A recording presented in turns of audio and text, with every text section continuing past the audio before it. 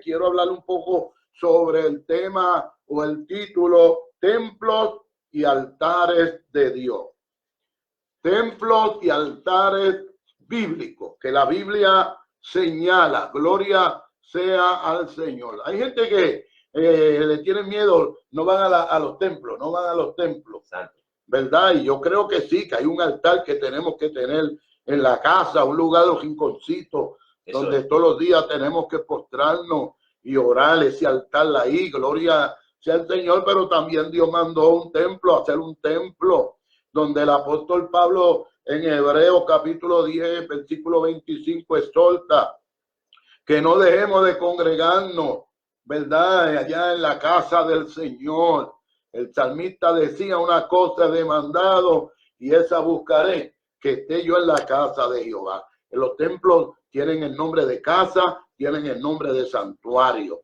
Sí. Gloria, son santuarios porque allí está la santidad de Dios. Son casas porque ahí se supone que mora el Señor. El templo es un lugar donde se reúne la iglesia. El templo no es la iglesia. Nosotros estamos acostumbrados a decir: yo voy para la iglesia. No, yo voy para el templo. La iglesia somos nosotros, los cristianos. Somos el cuerpo de Cristo, la iglesia. Pero el templo es importante irse, ¿verdad? Ahí es donde nos congregamos todos los hijos del Señor. Gloria al Señor. Y Dios se goza como se goza cualquier padre cuando todos sus hijos se reúnen en su casa. Gloria sea al Señor. Y hay que congregarnos y hay que buscar. Y a mí me llama la atención que el salmista tenía ese deseo, ¿verdad?, de estar en la casa de Jehová todos los días. No había templo. Lo único que existía era el tabernáculo, que era el templo movible del Señor allá en el desierto y luego en Silo y en algunos lugares. Gloria sea el Señor, pero eran lugares donde el pueblo se reunía a hablar con Dios. El primer templo está en la Biblia, en el Antiguo Testamento, en el libro de Éxodo, ¿verdad? Fue el tabernáculo. El tabernáculo quiere decir morada de Dios, ¿verdad? Porque los templos se hacen para que Dios venga a morar, Dios se deje sentir, Dios hable al pueblo. Gloria sea al Señor, ¿verdad? Y hizo el tabernáculo, y el tabernáculo tenía 3 divisiones. La primera división se llamaba el atrio, la segunda división se llamaba el lugar santo y la tercera división se llamaba el lugar santísimo. En el atrio estaba el altar del sacrificio para perdón de los pecados. En el lugar santo estaba el altar del incienso, que representa nuestras oraciones, nuestras intercesiones. Y aunque la Biblia no llama al lugar santísimo altar, espiritualmente era el altar de la santidad. Eso es. Porque allí nadie podía entrar. Entraba el sumo sacerdote una vez al año, porque aquel lugar estaba la santidad de Dios. Gloria al Señor, ¿verdad? Y el tabernáculo pues era un lugar de oración, de adoración, sobre todo para ir a pedir perdón. Los pecadores, por diferentes clases de pecados, llevaban diferentes clases de ofrendas y los sacerdotes presentaban la ofrenda a Jehová para que Jehová Dios perdonara el pecado de ellos. ¿Verdad? Gloria sea al Señor. Luego encontramos que en los días de Salomón, puesto que David lo deseaba, pero por razones que sus manos estaban llenas de sangre, Dios permitió que su hijo Salomón construyera el templo que lleva por nombre el templo de Salomón. Dice que eso era una obra de maravilla, hermoso por dentro y por fuera. Gloria sea al Señor, hasta los días del rey Nabucodonosor, que vino y se llevó y destruyó el templo y destruyó todo. Gloria a Dios, porque el diablo, si algo el diablo quiere destruir, es a la iglesia, es al pueblo de Dios y a la casa de Dios. Gloria sea al Señor. Me acuerdo yo que el profeta Daniel, allá en mismo Babilonia, abría la ventana y miraba hacia Jerusalén. ¿Sabe por qué? Porque en Jerusalén se suponía que estaba el templo de Dios. Y el templo de Dios representaba la presencia del Señor. Y él oraba mirando hacia Jerusalén, recordando que allá en Jerusalén estaba en una ocasión el templo de Dios. Gloria sea al Señor. Y no meramente por el templo, porque los fariseos y los saduceos se equivocaron porque adoraron más el templo que al Dios del templo. Así hay gente hoy en día, cristianos y aún líderes que aman más el templo que al Dios del templo. Gloria a Dios. Aleluya. Amado, y esto se llamó el templo de Salomón. Eso usted lo puede conseguir, gloria a Dios, en Primera de Reyes, capítulo 6, verso 1 al 38. Se echó 7 años en levantar ese templo para Dios. Y todos sabemos cómo Dios aprobó aquello, cómo la gloria de Dios bajó y llenó la casa de tal manera que los sacerdotes no podían caminar. Y estamos nosotros orando que esa misma presencia baje en nuestros templos. Gloria sea al Señor. Luego vino el templo, después que Nabucodonosor y Babilonia se apoderaron de Jerusalén, destruyeron a Jerusalén, destruyeron el templo de Salomón, se llevaron los utensilios sagrados para Babilonia y el pueblo tuvo 70 años esclavo en Babilonia. Gloria al Señor. Pero por la misericordia de Dios, Dios no nos deja solo, hermano. Dios no nos deja solo, Dios nos ama. Nosotros como iglesia quizás haya uno que otro que no está agradando a Dios, pero Dios ama a la iglesia, Dios ama a su pueblo. Y por amor a su pueblo, Él tiene misericordia y restauración. Y Dios usó al gobernador Ciro de Persia para que diera visto bueno a un grupo dirigido por Zorobabel, para que fuera a construir el templo. Pero lo primero que Zorobabel pudo construir fue el altar.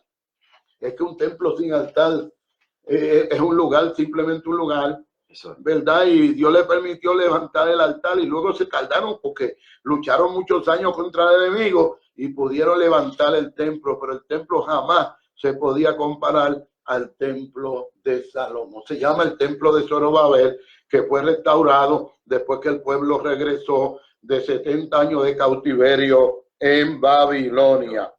Y en los días de Cristo, pues nos encontramos que Herodes el Grande, un idumeo, no era judío, ¿verdad? Un idumeo le dio, arregló el templo mucho más hermoso que aún que el templo de Salomón. Exacto. Tan grande y tan hermoso era que en Mateo 24 el apóstol Pedro le dice: maestro, mira nuestro templo, qué hermoso y qué grande. Y el Señor le profetizó y le dijo: de cierto te digo, Pedro, que no quedará piedra sobre piedra que no sea derribado. Santo. Oiga, le tiró la moral a Pedro en el piso, es que estaba orgulloso del templo. Pero lo que no sabía es Pedro, quizás lo supo, que el Señor entró a ese templo y no lo recibieron. La gente estaba de fiesta, estaban vendiendo y comprando y haciendo y deshaciendo. Y entró por allí el Rey de Reyes y no lo recibieron. Y cuando el Señor vio esa actitud, tomó una soga y entró a azotazo a todo el mundo. Santo. Pero cuando venga esta vez, no va a entrar a azotazo, va a entrar a fuego. Santo. A fuego. Gloria sea al Señor. Aleluya. Y esto se llamó el templo de Herodes. Herodes lo hizo para ganarse, ¿verdad?, la gracia de los judíos. Porque él no era judío, él era idumeo.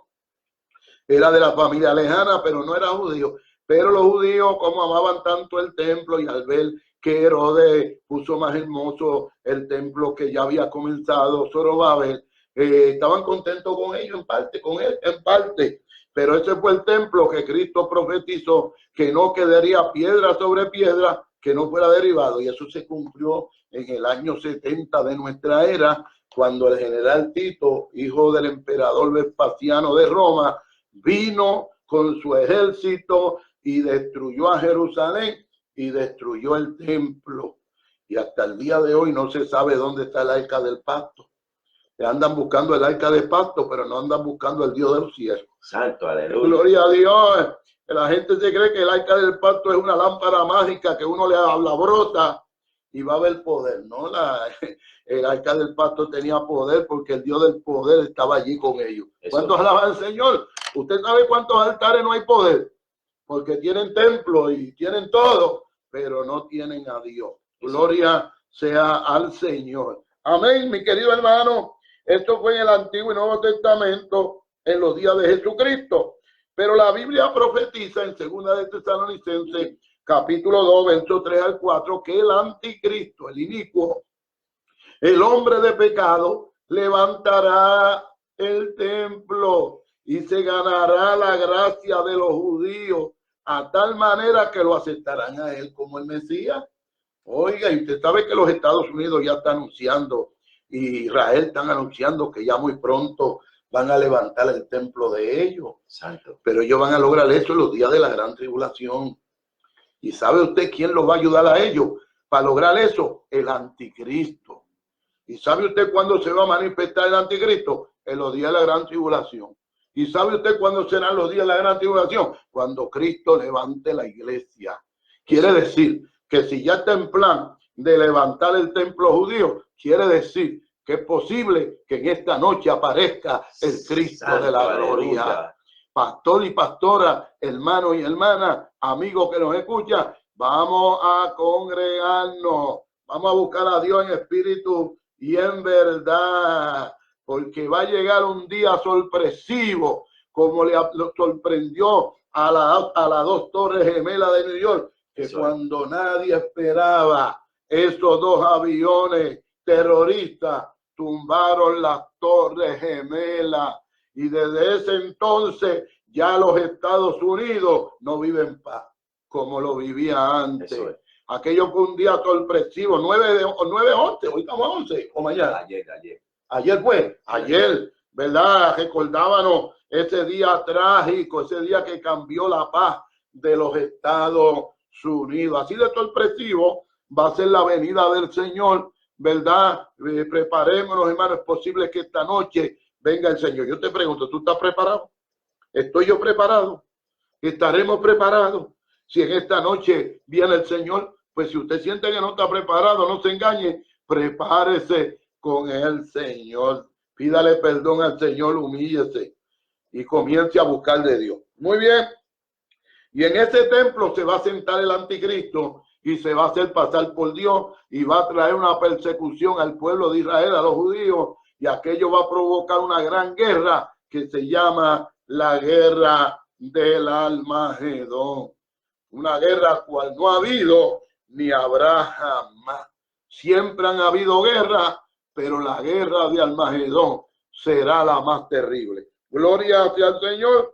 En los días del milenio, allá en la Jerusalén terrenal, van a tener el templo.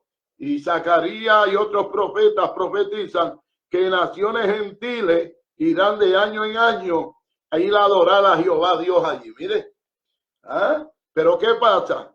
Que va a haber otra Jerusalén, que es la nueva Jerusalén, que ahí no hay templo, porque el Dios Todopoderoso es el templo de ellos y el Cordero. Dice Apocalipsis, ¿verdad? Capítulo 21. Pero en la Jerusalén terrenal va a haber un templo para los judíos y para que los gentiles que estén vivos vayan a adorar allí. Gloria sea al Señor. Mire la importancia de los templos, mi querido hermano. Gloria a Dios. Claro que los templos tienen que tener su altar. El altar representa, ¿verdad? Consagración, sacrificio, dedicación, santificación, ¿verdad? Y hay templos espirituales. Estos templos que yo mencioné eran templos literales, pero también la Biblia habla que el cuerpo físico del cristiano es un templo. En Primera de Corintios, capítulo 13, verso 16, dice: ¿no sabéis que soy templo de Dios y que el Espíritu de Dios mora en vosotros? Nuestro cuerpo, nuestro corazón, nuestra vida, amén, es templo del Espíritu Santo. Y yo te pregunto, y yo me pregunto, ¿estará el Espíritu Santo en mi templo? Gloria sea al Señor. Amado, y Segunda de Corintios, capítulo 6, verso 19 dice: ¿o ignoráis que vuestro cuerpo es templo del Espíritu Santo? Y si nuestro cuerpo es templo del Espíritu Santo, tenemos que cuidarlo. Hay del que destruya el templo de Dios, porque dice 1 Corintios 3 que Dios lo destruirá a él. Ok, tenga cuidado con lo que usted está haciendo con su cuerpo. Si usted se llama cristiano, porque si usted no es cristiano y no tiene a Dios, usted puede hacer lo que quiera, como quiera viene la condenación por usted. Pero para los que hemos conocido a Dios, El mismo Jesús dijo destruir este cuerpo y lo reconstruiré en 3 días. Los judíos creyeron que está hablando del templo de Jerusalén, pero está hablando del cuerpo de su templo, que él iba a morir y que al tercer día iba a resucitar. Es un templo espiritual. El segundo templo espiritual es la iglesia.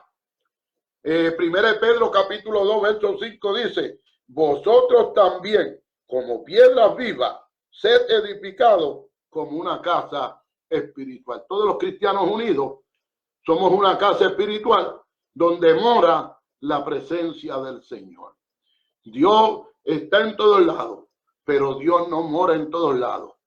Dios mora donde está su pueblo santo, donde está su iglesia. Cada uno de nosotros somos piedra viva en una casa espiritual donde está la presencia de Dios. Y por tercero está el templo celestial, donde en el libro de Apocalipsis, en los días de los juicios, el capítulo 11, verso 19, dice: y el templo de Dios fue abierto en el cielo. Quiere decir que en el cielo hay un templo. ¿De dónde se sacó el diseño del tabernáculo? De ese templo que está allá en el cielo. Gloria sea al Señor. También están los altares. Amén. Está el altar de Caín. Abel. Todos sabemos la historia que Dios aprobó la ofrenda de Abel, pero no aprobó la de Caín porque la gente quiere hacer las cosas a su manera. Y aquí no es la manera tuya. Aquí es como Dios demanda. No es como tú pienses que sea mejor. Si Dios lo estableció como lo estableció, Dios sabe lo que está haciendo. Y Caín se creía que era la conforme a la manera de, ¿verdad? Gloria a Dios. Ya usted sabe el triste final de Caín. Gloria a Dios. Llegó a ser un suicida, mató a su hermano. Gloria a Dios. El segundo altar es el de Noé, los días del diluvio, cuando Noé bajó. En Génesis 8:20 dice que después del diluvio tomó los animales limpios y presentó sacrificio a Jehová. El tercer altar que quiero mencionarles es el altar de eso, amén, gloria a Dios, de Zorobabel, que después que construyó el templo presentó sacrificio. El otro altar que quiero presentar es el de Elías, que dice que estaba destruido, estaba arruinado, las piedras estaban caídas en aquel altar, y para que la presencia de Dios bajara había que reparar el altar. Si tú quieres que la presencia de Dios baje, si tú quieres que el poder de Dios venga sobre tu vida, tú tienes que reparar el altar de tu vida. Amén. Y dice que Elías restauró el altar que estaba arruinado, puso 12 piedras que representan las 12 tribus de Israel, y cada una de esas piedras representa una verdad espiritual que yo hoy no se lo puedo decir porque el tiempo se nos acaba. Que en cada altar de Dios deben estar esos 12 elementos. ¿Verdad? Gloria a Dios. Gloria al Señor. No debe faltar, por ejemplo, Rubén representa aflicción. Siempre va a haber lucha, siempre va a haber aflicción. Simeón representa la oración. Cuando usted lee el pasaje de capítulo 29 de Génesis 30, usted va a notar que Simeón representa, no significa. No estoy hablando de significado, estoy hablando que representa la oración. Judas representa la alabanza y Leví representa la unión. Esos fueron los hijos de Jacob, que representaban las 12 piedras del altar. Y para que un altar esté edificado correctamente y baje el poder de Dios, todas estas cosas deben estar incluidas. Gloria sea el nombre del Señor. Y por último, lo vimos anoche, el altar de Jeroboam, rey de Israel, del rey de las 10 tribus. Amén, que vino un profeta y le profetizó y le dijo: por señal, ese altar va a ser quebrantado. Y él señaló al profeta y se le quedó la mano tesa, ¿verdad? Gloria al Señor. Y el altar se derramó, se rompió el altar, se derramó la ceniza como la señal que el profeta había dado. Primero, Jeroboam no era sacerdote, ¿verdad? A veces queremos hacer las cosas sin Dios mandarnos. Si tú eres pastor, eres pastor. No eres... Ok, si tú eres diácono, ¿verdad? Tenemos que ejercer el ministerio que Dios nos ha dado y no el ministerio de los demás. Se les secó la mano, ¿verdad? Dios tuvo misericordia, ¿verdad? Pero aquel altar fue quebrantado. Yo voy a decir muchas cosas, muchos altares se están quebrantando Porque muchos líderes que están ahí no los puso Dios. Dios nos guarde, querido pastor. Dios nos cuide. Permita que nosotros estemos en el altar de Dios, ejerciendo según la voluntad del Señor. ¿Verdad? Hay templo, pero el templo sin el altar es un lugar de reunión. Pero el templo tiene que tener un altar. Y tu vida es el templo del Espíritu Santo y el altar es el corazón tuyo. Por eso yo pregunto, ¿cómo está tu corazón? ¿Cómo está tu devoción? ¿Cómo está tu dedicación? ¿Cómo estás tú? ¿Qué clase de sacrificio le estás dando al Señor? Dios nos guarde, Dios nos cuide. Vamos a ir más al templo, vamos a ir más a los cultos, vamos a limpiar nuestras vidas, vamos a limpiar nuestros corazones, porque Cristo viene ya. Oramos, hermano.